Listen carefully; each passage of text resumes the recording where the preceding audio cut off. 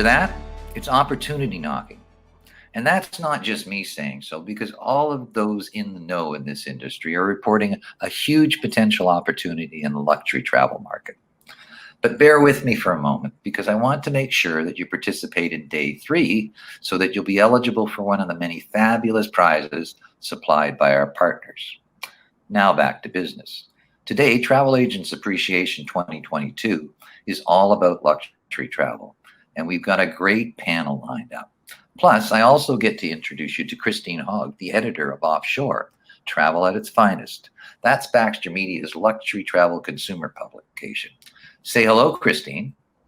Hi, everybody, and thanks for being here today. As Bob mentioned, we have a great group of panelists lined up to discuss some of the hottest trends in luxury travel, including how to sell travel to your clients. Sounds like you've got a lot to talk about in the next little while, so take it away, Christine. Thanks, Bob. Hi, everybody, and thanks for joining us. Today, we're joined by a few familiar faces. We have Tamara Mallon, Director of Sales Canada for Rocky Mountaineer, Elaine Carnegie, President of CanLink Travel Representatives, Chris Nowroozy, CEO of Fly GTA Airlines, and Supinder Singh, President of Palace Tours. Tonight, we'll be discussing all things luxury, including some of the biggest trends that we're seeing for 2022 and beyond, as well as how to effectively sell luxury to your clients. So in your own words, what makes an experience a luxury experience as opposed to just being an expensive experience? Okay, I'll go first.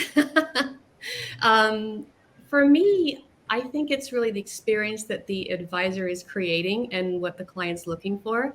I don't think the client that is booking the luxury has necessarily ever used the word expensive. I think as long as, you are finding the right niche that they're looking for, no matter what that is, maybe it's like a small boutique, private, safe hotel.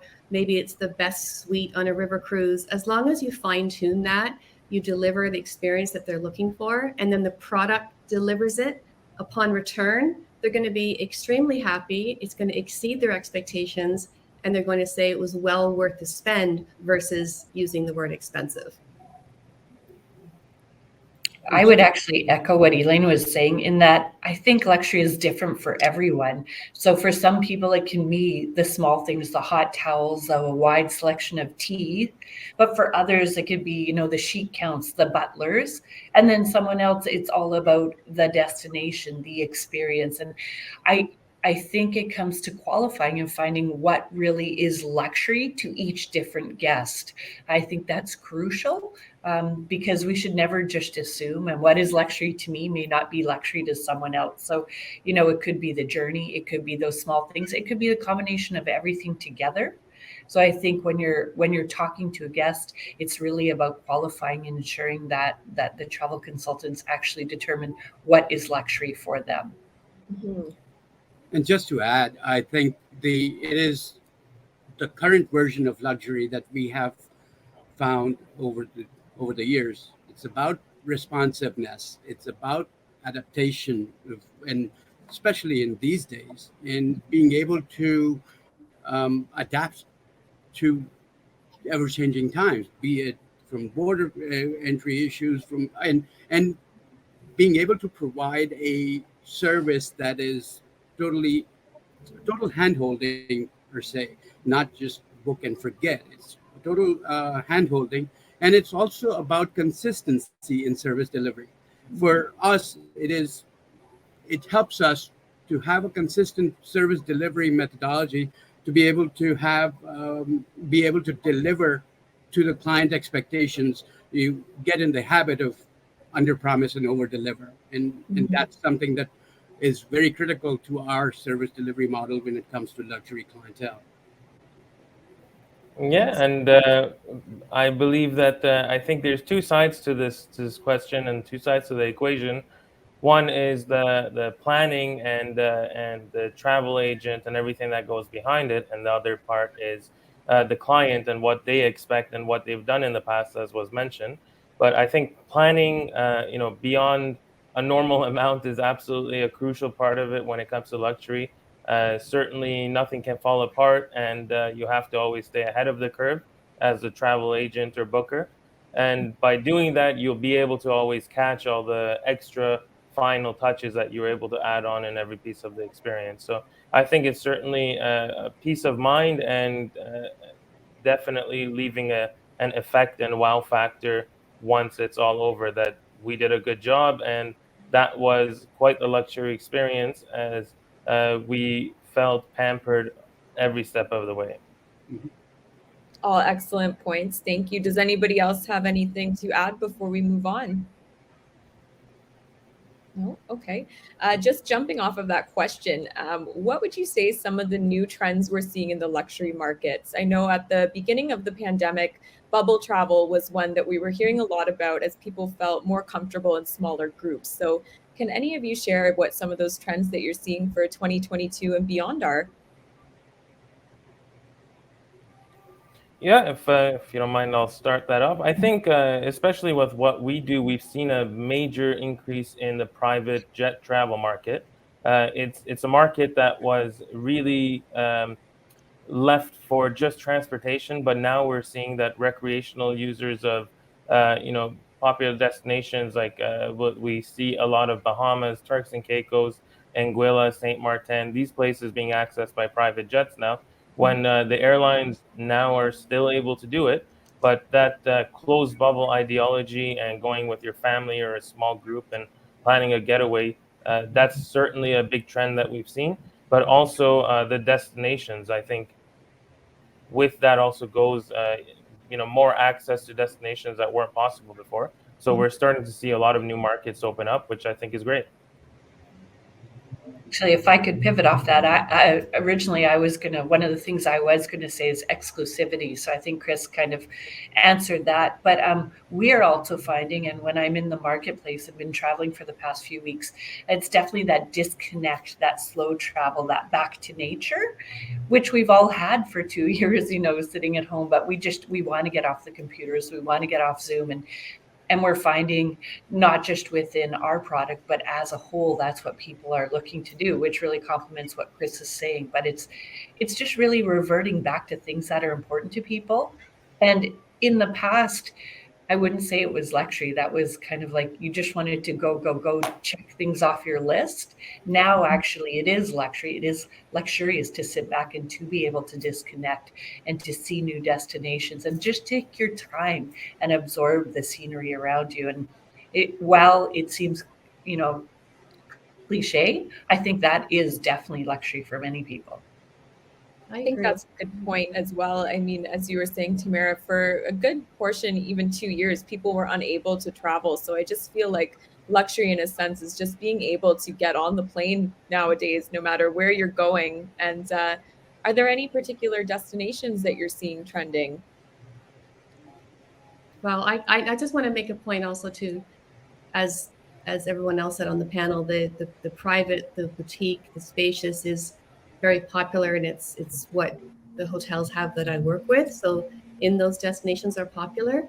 But another trend I've noticed is more along the line of numbers. So because the luxury traveler, like everyone, didn't get to travel for a while, they have the money to spend, right? So I'm seeing them doing more frequent trips, and I'm seeing them do longer lengths of stay and with more people that they haven't been able to be with. So some of the numbers are changing as well, like frequency and length of stay, and all those things are changing what they were before. So yeah, I think that's a big difference too with trend. Well, just to add to everything that we are saying, and coming back to what this is about travel agents. I see the travel agents are back in the front lines once again. And it just before COVID, it was okay, it's an all-inclusive vacation. I can book it online and maybe I'll get a better deal. Now people are more, they want to disconnect, but they want somebody to be able to guide them from vaccine issues, or to be able to handle their travel back home just in case if something happens. They need to be well informed, and that's something where the travel agents are becoming more and more important with this whole pandemic. Very good point. Okay. Does anybody else have anything they'd like to add? Okay. Similar question, but 2 years into the pandemic, how have things changed? Are you seeing a different type of luxury traveler that's come out of the pandemic? So I've really noticed that we have the luxury traveler that we've always had, the client that the agent is working with that is doing the bucket list trip, that has saved like half their life to do this trip, or for a retirement or a special birthday or a honeymoon. But I think what the pandemic has created is a whole new kind of luxury client now as well. They've realized that, you know what, I haven't been able to do much the last 2 years. I'm not going to wait for that trip now. I'm going to take the trip now. I'm not going to wait for my 50th birthday. I'm going to go for my 47th. You know, I'm going to bring my special friends and family with me. So although we have the clients that we've always had doing luxury, I think there's a whole new set of luxury clients too. So again, even more luxury when you put them all together. Yeah, one thing to add there, I think a very interesting thing that I've seen is the length of stays have changed actually with the luxury travel. I used to see the luxury traveler, um, being able to take a weekend getaway trip and up to a week, but now honestly, everything that I see, everyone's going away for 2 weeks to a month when it comes to their travel plans, and I think part of that does have to do with the fact that the work from home is an option for a lot of people, so no one really needs to run back to their regular lives that they would have to go into the office or check on things. So I think that that really did open up a lot of longer stays. So I think that that really should be a big focus for travel agents as we do it. And I think another piece of it from our side, we really did see an increase in number of people that started to book private jets for the first time. That definitely increased because I think it was a big factor that they started to do the research and see what the options are outside of the conventional travel and what the new destinations that haven't been accessible are. And there's certainly, on that program, I guess you could say that they're interested and they are spending the money. So that's a very unique thing that I've seen. In Excellent. our case, we're seeing the bookings have people have started as as to Elaine's point, the people want to cross off the list of items that they wanted to do. They just want to start traveling now and finish uh, as fast as they can because they've been locked in for a very long time, so to say. And and they are looking for more authentic experiences. They're looking for they want to be able to see more things, but more authentic. Definitely not mass travel. It's that is thing of the past. They're trying to find authentic and small uh, experiences in boutique hotels are increasing now than what they were before. They are looking for a total stress-free vacation. Yes, with the backup of the uh, of the uh, travel agents and somebody who can help them along the way. Excellent points. What are some of the biggest misconceptions that either of you have heard about selling luxury? Can either of you talk to that? I think it's price. I think everyone, when they think of luxury, they don't even want to know more information because they're afraid of it. But I would definitely encourage everyone to do the research because luxury does have a wide range of price tags available. So that's one of the fear factors I think we have to try to overcome as we develop new product into the luxury markets. I agree with Chris. I think that the affordability, if it's a client that has always traveled luxury, they totally understand the value. But I think if it's someone that's considering it or an agent that's trying to sell it, it's the price point, as Chris said, and the affordability. But I think, again, as you said, do the research, do the math. I give an example. We work with the agents sometimes on our villas, and if you have 20 people traveling and you divide those 10 rooms per person, you're probably going to come fairly close to what you would pay for 10 rooms in a hallway of a mass market hotel, or just a little bit more, but with a chef and with a housekeeper and with your own pool. And it's probably the same like with Chris with flights. You know, once you highlight the exclusivity and the privacy of it, it's worth a little bit more spend. It's probably not as much more as they might believe. Yeah. I have a little And- bit different spin. Oh, sorry. Go ahead, Spinder. Go ahead, Tamara. Please, Tamara, go ahead. Mine's a little bit different. So, being a domestic product, that's something that was always kind of a difficult objection to overcome. People, especially, I would say, even just within our travel agent community, they had a hard time justifying a luxury spend domestically. It was always like you have to send people long distances to be able to justify the cost. That has always been, an objection that myself and my team have worked with, and that's really changed quite a bit. I think we've seen people who are, to what everyone said the previous question, they're reprioritizing, and so it doesn't always have to be a far distance, and people are willing to pay in their own backyard. And we've seen a huge increase in spike in that with our domestic markets, and not just because it was the only place they could travel to, because when we look to forward sales, our domestic sales are through the roof, and people are just reprioritizing, and they realize that we really do have incredible places close to home, and maybe we should look closer to home for this trip, and then next trip go farther away. So that's been kind of one of those big changes and myths, that you don't always have to travel long distances to achieve luxury. Well, there's another aspect to the whole price point thing that we have noticed, and it's going in. The needle is swinging from one side to the other. One is, of course, as everybody here has said, yes, the price point is luxury. It's going to be expensive. I cannot begin to tell you how many people I've met at trade shows and at events, and they're like, palace tours must be expensive. The word palace is luxury, and there you go, must be expensive. And then now we are coming into a very unique kind of a clientele. We're like, well, you guys have nothing to sell for the next, or you've not sold anything.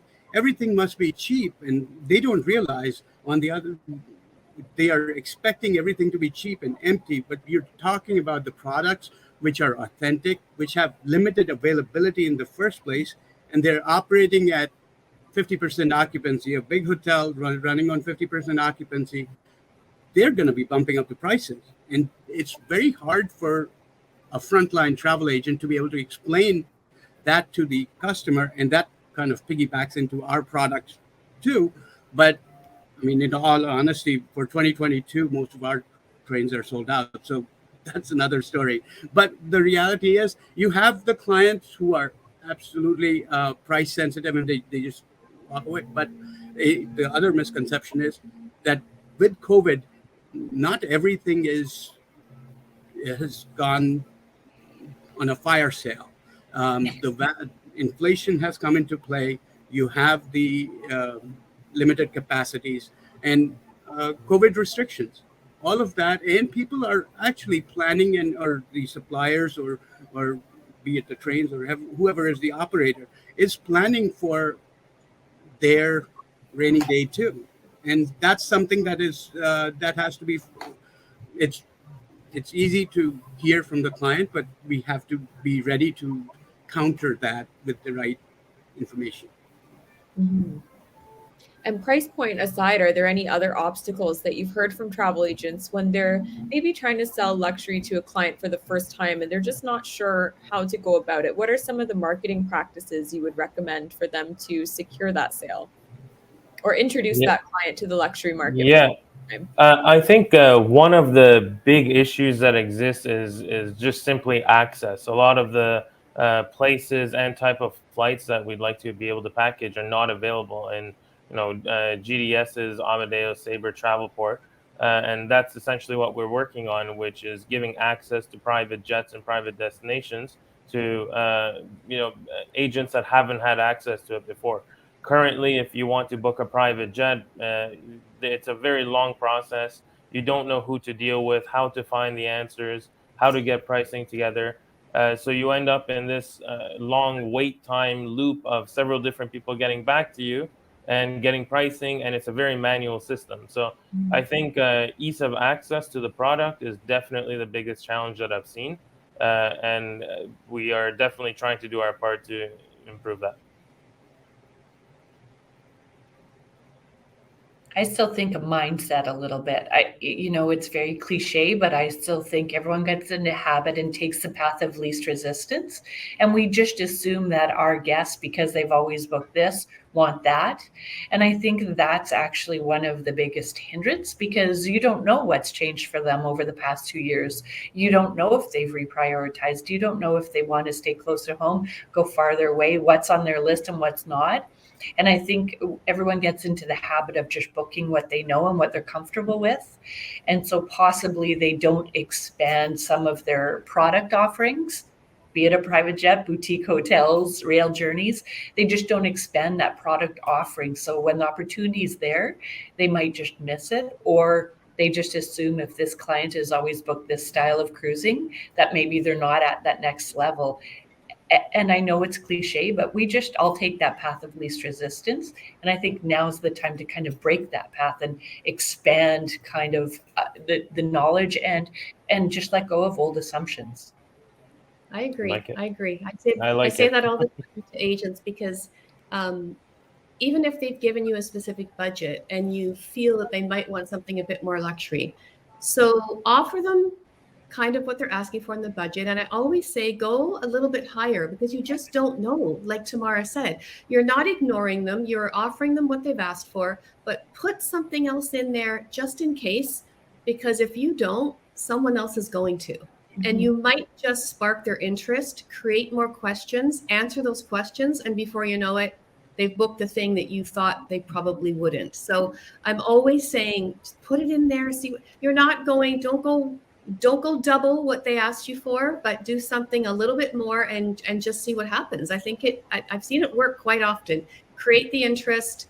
The questions come like, oh, I've never heard of this place, or I've never seen that product. Tell me more. And then it totally fits into what they realize that they want in the first place. So those are excellent points. And I'm sure once one luxury vacation is booked, then there's the chance and the opportunity for repeat. There's the chance for referrals as well. Can either of you speak to the importance of getting a referral for the luxury market or the luxury customer? Well, the most important part from our side is to know your client, talk to them, listen to them, interact with them, know their birthday, their kid's birthday, their parents' birthday, and after or after they have traveled, send follow-up physical cards. They work in they're not time clients. You expect them to come back to you. You want them to give you referrals, and your being in the face is going to probably help build this, grow the business for you. And that's the most important aspect from our side, to be able to do this, building the referral. So Supinder, you mentioned doing small gestures like writing a birthday card and remembering birthdays.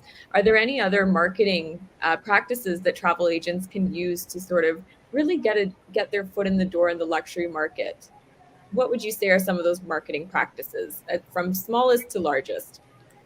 Well, simple things like e-campaigns and social media, and staying relevant with the promotions that are out there, and making sure that your campaigns efforts or marketing campaigns or whatever effort you're doing is showing off that you know the product. You are the expert, because people don't want to people want to luxury travelers want to know more, or to want to be able to totally depend on you for everything, and they it is better served, or it is better handled if you are focused and you have firsthand experience of everything, and that helps growing the business, as well as do client webinars, and get the clients to get their friends, and give them some referral bonus. That's the best thing that has been working, at least for us. I think too, we work with a lot of agents, and some of them do only luxury and do it very well. And of course, there's agents that are just getting into that market. So I think they can learn from the others that are doing it. But I would also say just to make sure that your message reflects that as well. So if you want to focus on luxury and maybe you don't want to try and sell everything to everybody, focusing on luxury or any niche is a great idea. If you're going to do that, make sure your website reflects that and your social media reflects that. So have the luxury clear, high-end images, have the right descriptive words for luxury, have the right paragraphs, make sure everything is up to date. And I always say use your supplier partnerships. Many people come to us, and I know others encourage it too, to ask us for images. We're happy to give them to you. We're happy to give you suggestive words to use, and it'll definitely help you focusing on that, anything about luxury and making sure that everything you're doing is on the same message. So you don't have a mix of 100 different things. I think will definitely help. All those areas in social media that we talked about. And I think also the old school word of mouth referral really helps to ask your clients that you've booked a luxury trip for to, do they know anybody else that might be interested in, and just be bold and ask. I think it definitely can work. All excellent points. Thank you all. One final question that I wanted to see. What are some of the destinations that you're seeing trending right now in the luxury market? Are there any new destinations that have maybe come up and haven't been as popular in the past? Chris, earlier you were mentioning access really plays a role with new routes going in and out. Yeah, I think like a couple of the places that have really seen a boom have been St. Bart's, Anguilla, Barbados, kind of the harder destinations to get to before. They're still harder to get to, but I think people have realized that if you're gonna do it, you better do it now, because another pandemic might happen and you never know, right? So I think that mindset has really changed. But definitely deep into the Caribbean with the islands that don't have the large airport access. That's been a big trend that we've seen. Okay. So again, I'm kind of the odd man out, but very interesting for us. It's national parks, so either Canada or the US. So it goes back to what we were talking about before. Wide open spaces, nature, slow, reconnecting. Be it going for walks or sitting outside by a fire pit and a glass of wine in the evening after exploring all day. And within those national parks, to Chris's point, some of these airports are destinations. These are small regional airports to get to. So they're not the mass market that everyone has already been talking about. So that has bode very well for us. And over the past few weeks, talking to numerous advisors within North America, definitely they are seeing that. They just want to get away. We've all been in cities and we've all been in homes, and they just want those wide open spaces. So I wouldn't say it's specific to a destination, but to like what Chris said, it's just this smaller back to nature kind of, regardless of where it is. I agree with Tamara too. I'm very biased when it comes to destinations because I'm just going to rhyme off where my hotels are. So I won't I won't do that. But as Tamara said, it's space and privacy and boutiqueness. So I consider, our hotels the destination because that's what they have. It's just like the private jets, they're smaller hotels, but with larger space, same as the parks, is definitely the trend that we've all talked about and that we're seeing. So. Same way for us. I mean, wherever the accessibility is increasing, people are trying to go for a more exclusive area, just away from your run-of-the-mill touristy spots, and they just want to disconnect. And that's the trend that we are seeing in terms of destinations across the world.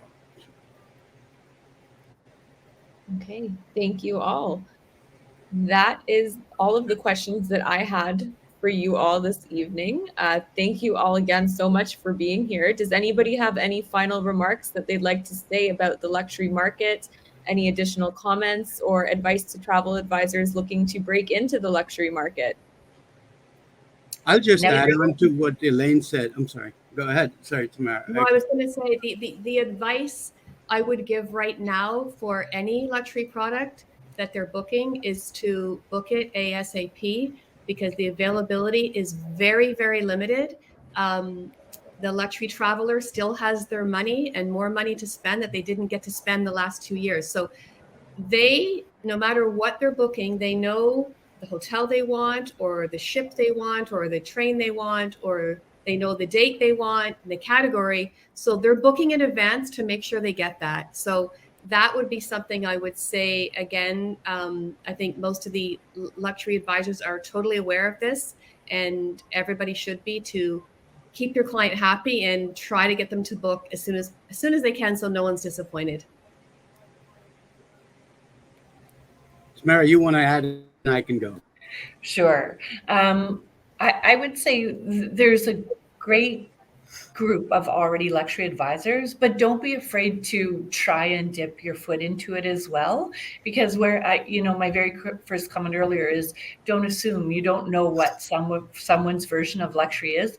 So grow your database, because I don't think there's necessarily one form of luxury. There's buckets of it. Those people who like history, people who absolutely want to be on the water, people, there's so many different forms of luxury. So just grow a database, spend some time, learn product, and don't be afraid to try. Just because it doesn't work once, or you don't get that sale, you know what? Maybe you will get the private jet, you'll get the boutique hotel, you'll get the cruise, you'll get the rail. You just have to keep trying. And I think we all get nervous. If we fail, we just kind of stop. Maybe it just wasn't right for that guest, but it doesn't mean it won't be for the next one. And Tamara, it's funny, you kind of you and I were along the same lines, but just to add to that, I was told a very long time ago, people like to deal with people who are like themselves, and you need to focus. You have to find your niche. You cannot start selling museum tours if you're not passionate about museums, or architecture tours if you don't know anything about architecture. So you need to be able to look within, to be able to look out and see where where you will be best fit, and where you will be able to position your products. It could be family travel, it could be just honeymoons, it could be anything. It could be every museum in the world. But you have to find a focus, and that focus you will have to start finding from within yourself, where you can identify yourself, so that you provide the best service, and that's how you will grow. Yeah, and I would like to just let everyone know that it's a great time to really start in the luxury travel space, and there's a lot of opportunity. So everything everyone has mentioned, do more research, build more product, and I truly encourage that people are excited about the new trends that are coming. Great. Thank you all again, and thank you for taking the time this evening. It was a pleasure speaking with you all. Thanks, Thank you. Christine. Thank you. You too. Ron. Thank you.